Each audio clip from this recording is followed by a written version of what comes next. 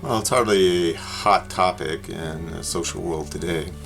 That notion of requiring licenses or permits for people to engage in certain occupations strikes to the core of what it means to engage in a free society.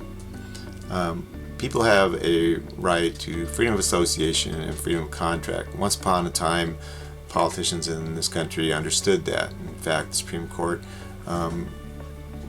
earlier in the 20th century upheld that right. Now, no individual should be required by a government body to obtain a license or permit of any kind to engage in any peaceful, voluntary business arrangement with other people. You don't have a right to commit fraud or theft, but if you want to be a doctor and practice medicine, you shouldn't need a license from the government to say that.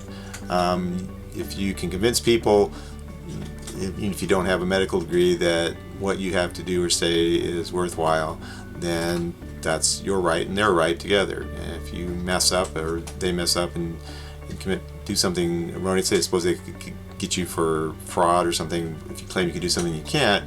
But as long as you're truthful about your abilities and what the transaction will go like, then it is your right to engage in that particular activity without permission from the government.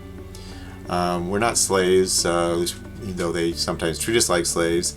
Again, freedom of association. You can associate with anybody you want for any reason, or not associate with anyone for any reason. And freedom of contract. Individuals can decide to establish a formal or informal arrangement to perform services or sell goods to other willing participants. Now, licenses and permits have little to do with public health or public safety, despite what all the proponents of such nonsense claim. Most of the time, such licenses are there to keep competitors out, to limit the field so people who have the licenses, who play the game, can charge more for their services and not face unwanted competition. It's power, control, shakedowns, intimidations of citizens by the government. Government can, for example, like even liquor licenses, can threaten to take away someone's license to sell liquor if that proprietor doesn't do what the government wants. That's wrong. It's extortion, plain and simple. Extortion by a government body or an individual is a violation of individual rights. People need to realize that freedom is the answer to most of our social ills.